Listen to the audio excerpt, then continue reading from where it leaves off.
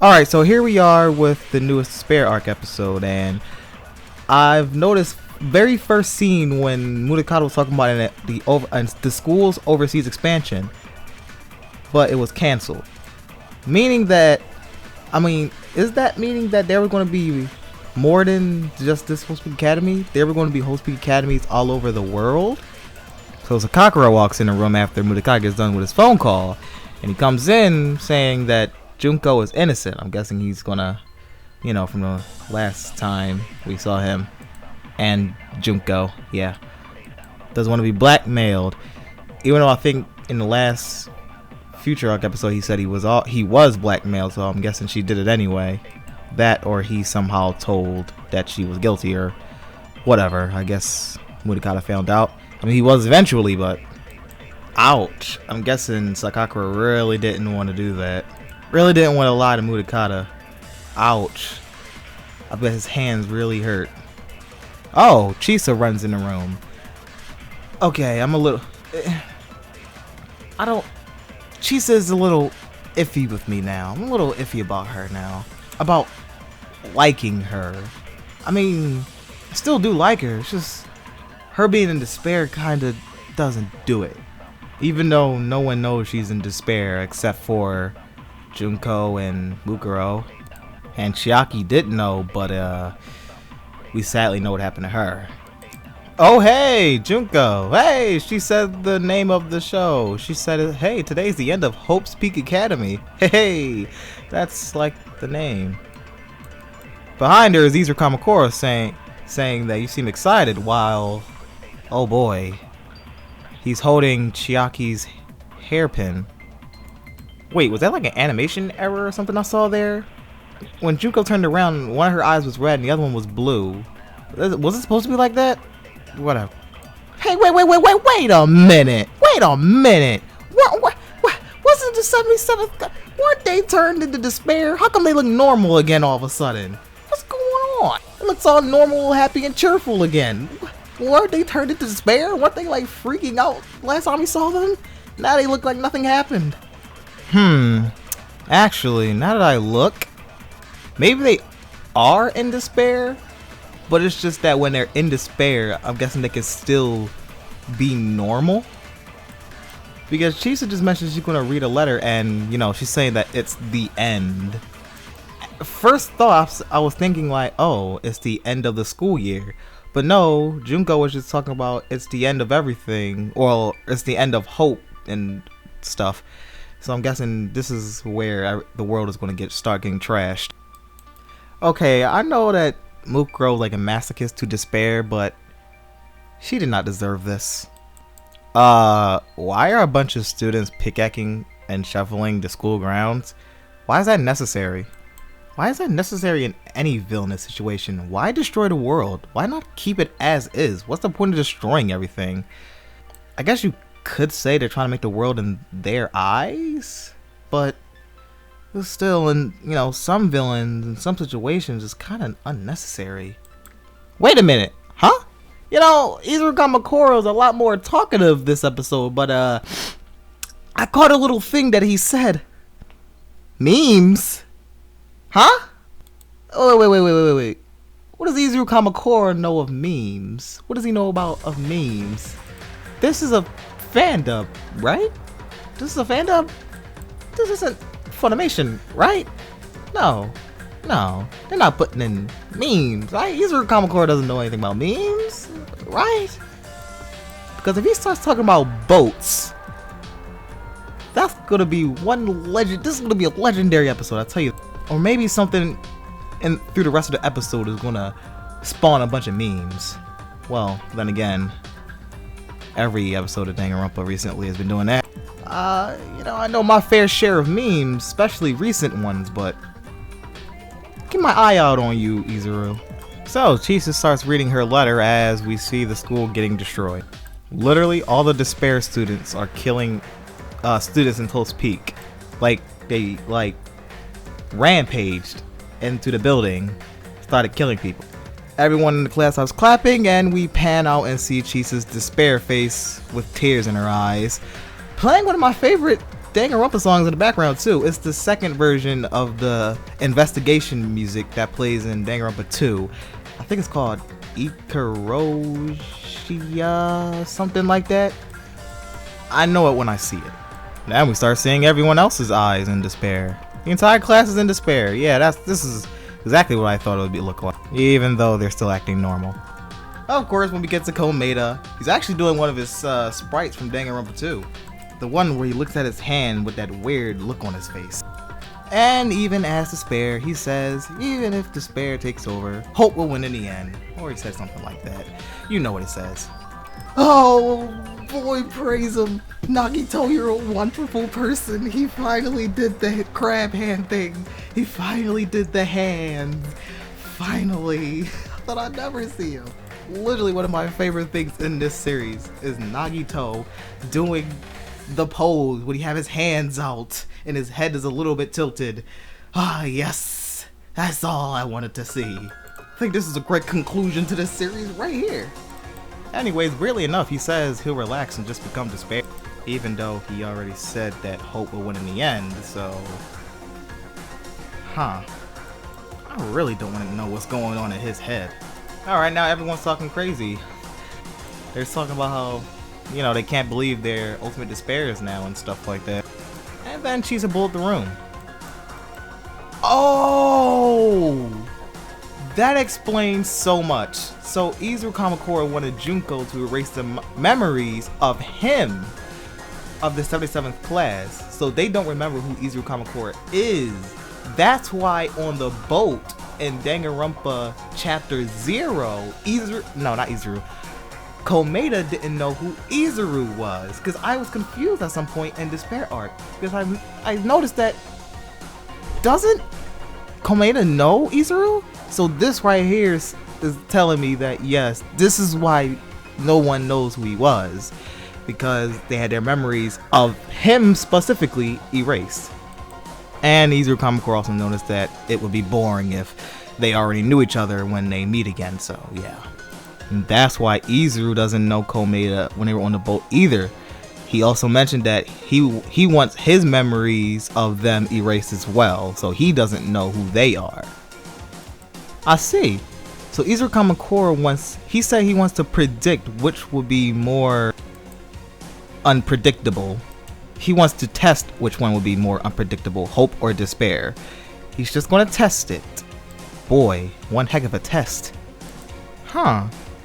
So I'm guessing that's why Izuru Kamakura is holding on to that pen. He wants... Okay, I see. He wants to test if hope is harder to predict than despair. And I'm guessing, you know, if you've seen Danganronpa 2, or at least played it, I'm guessing he's convinced that hope is... I mean, I was actually thinking about this, to be honest. I was thinking about this before I think the episode came out. Because this morning when I woke up, well, not when I woke up, but sometime after I woke up, I was actually thinking about this episode, and I was thinking about how despair and hope, aren't they like just as much as predictable as each other? I mean, if you get hope, there's going to be love, peace, no one's dying, there's going to be happiness.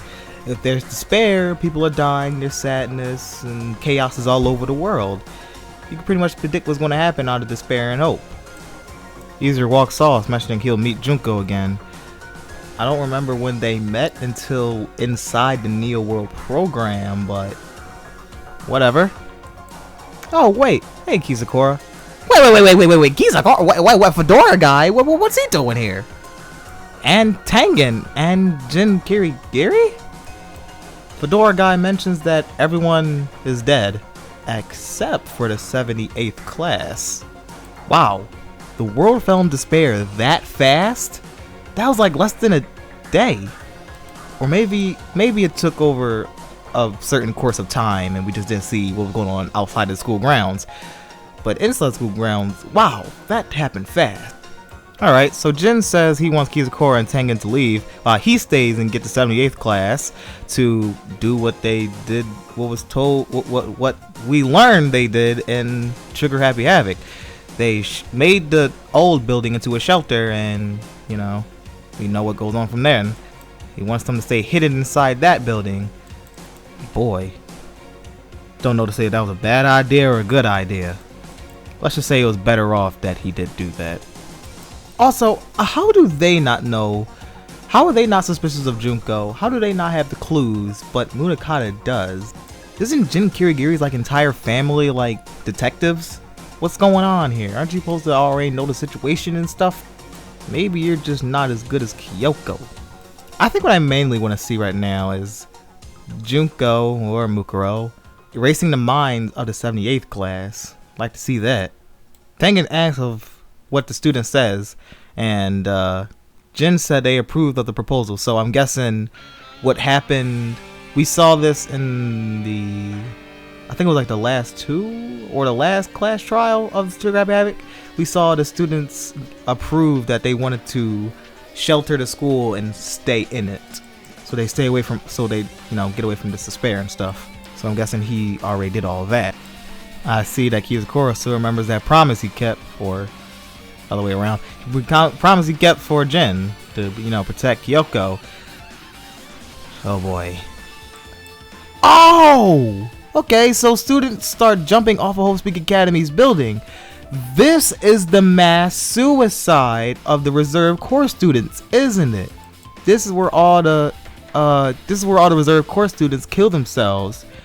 And as we know, there was only one survivor. And we could pretty much easily guess who that was. Aww, poor Mukuro. I'm guessing that she's always in war because she's the ultimate soldier. I guess she's kind of used to seeing dead bodies, but oh, we see Junko. She says that at one point she says that you know, she leaves. And she says that the rest of her classmates are waiting for them, and then we go to the next scene and we see the 78th class. Yeah, the 78th class. You know, Byakuya, Toko, Sakura, Yamada, Leon, you know, all of them. They're boarding up the school with, you know, the metal plates that we see in the game. Oh, by the way, I forgot to mention that Junko had a little foreshadow to Mukuro in Trigger Happy Havoc. Said a little, she said, "Family or not, I'll slice you up even if you left your guard down." It's a little foreshadow right there. But then again, it technically already happened. But this is just, you guys know what I mean. I just noticed something. The 78th class did board up the school, right? So where did all the giant guns and stuff come from that were attached to the building? I'm guessing that was built after they boarded up the building. That was adorable. I'm sorry. When Chihiro was carrying a bunch of stuff, Mondo ran up to her and carried it for him. Oh, that was just, oh. We see Junko again while boarding up the school with the rest of the students, and she says that, at one point she says that the only thing she can't predict, and she turned around and she said him, she was looking at Naegi. She threw a wrench at him and he tripped on a piece of paper or cloth and, you know, dodged the wrench. Because super high school level lucky student, even though his luck isn't as powerful as Komeda's, if that's how you wanna. Komeda's luck is weird. It's like he can activate his luck. Whatever.